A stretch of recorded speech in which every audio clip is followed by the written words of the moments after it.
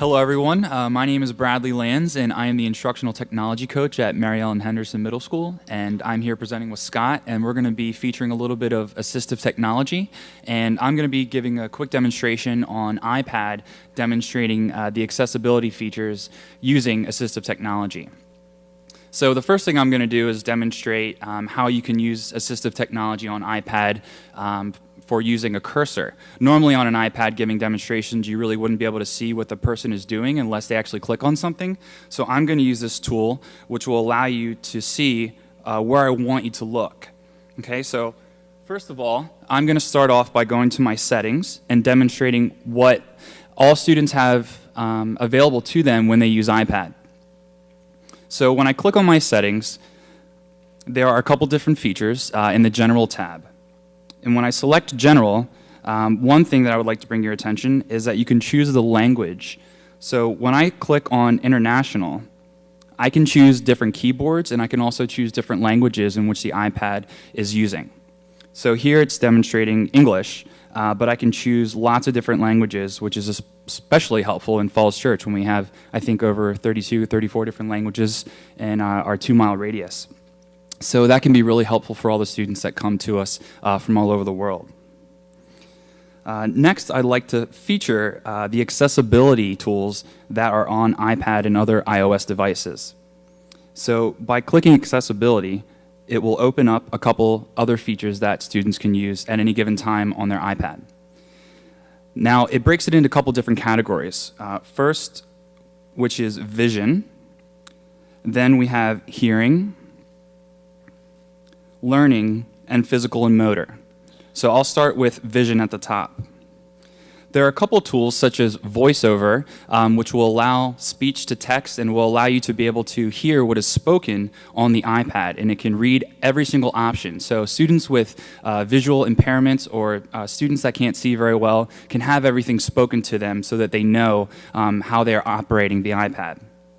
You can also do things such as zoom, which is simply a 3-tap, where if I were to triple tap, it will zoom in to whatever I want to look at.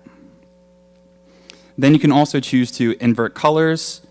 You can do speak selection, which I currently have on right now, and you can change different voices. Here, you can also change the speaking rate in which it speaks back to you. And to demonstrate this, I'll turn on the highlight words, and I will go to Wikipedia, which will have a quick blurb about assistive technology, and then by selecting, I can choose what I want it to speak back to me. And if you'll notice this option, it says copy or it says select, and then if I go back, I can turn on the speak selection, and it should be able to speak it back to me.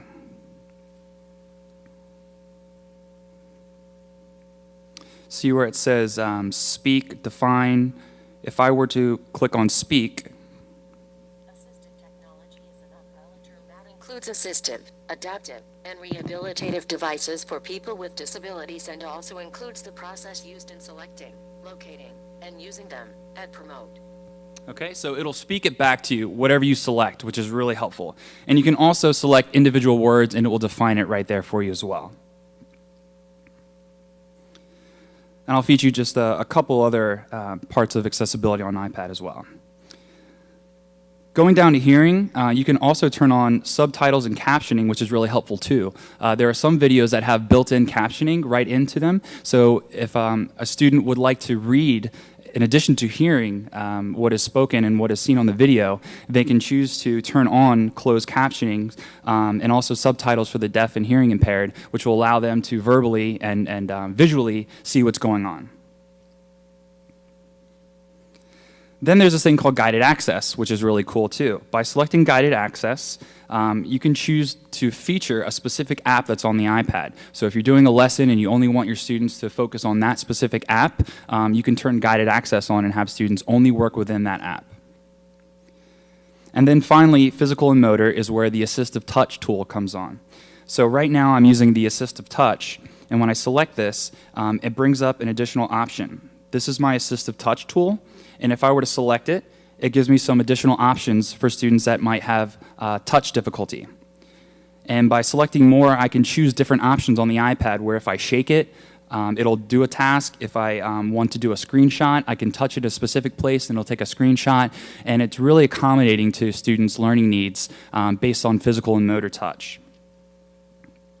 So the fact that so many of our students are operating and using iPads in the classroom, it's a great demonstration of accessibility using assistive technology so that it helps meet them at their readiness level with their specific learning needs.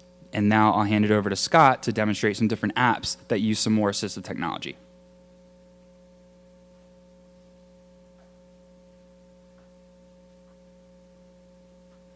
Thank you, Brad. Hi, I'm Scott Doherty. Your students call me Mr. D. And I just wanted to highlight just a couple brief overviews of some of the apps that we use for assistive technology for our ESL populations and our special needs populations. One thing I wanted to mention, most all the apps mimic or have within them what Brad has shown, which is one of the amazing things about the iPad is it has built into the iPad, but then the apps themselves have it as well. One of the things that's built in is a camera, video camera, and a still camera. A lot of our teachers will, like our physical therapist teachers, will use the video camera to videotape students' mobilities and what they would like the student to achieve, and then show it back immediately to the student to give them feedback and guidance in doing so. And so that's just a neat, another little built-in aspect. iRecorder is another one that's an app, but our ESL teachers will use that a lot to just record the students talking and reading, maybe a sentence or two, or even longer, and play it back so the student can hear right away. Reading, maybe a sentence, what, how they're speaking and how it goes. Another one is, one of the strengths about the apps is the colors, sights, and sounds really help reach different students in different ways in this population. This one, touch all the things that are around. And it gives it an immediate feedback, and there's a visual there. Tells you if you're wrong.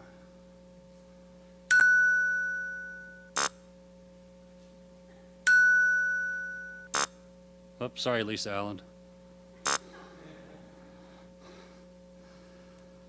You can use that same app and other apps to create sort of storyboards. So the students can actually either create their own storyboard of what they want to go through that day, or the teacher can use it to create what the day's events are going to be. So you have a visual and auditory presentation. And I'll just show one more because I'm sure my time's up. I wanted to show Brain Pop, but we've already done that. Dr. Seuss, I put that in there because it's great because it'll read to you. There's the tracing app, letter tracing app that was touched upon in Courtney's video.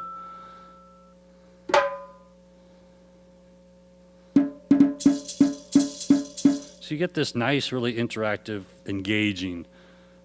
And the last one is, oh, Google Translate. I'm sorry. I do have to show this real quick. So you just type in whatever you want up here at the top of the screen and pick your language you want to translate it to. I tried Irish, but it wouldn't speak it for me, so we'll do. Bienvenido a Faiz Church, Tecnología Pública Noche Escuelas. And the really, really cool thing is there are so many options, so many different apps available for these. They're so light, they're so easy for the kids to use and touch if they have mobility issues. They're very naturally interactive. And thank you very much for your time.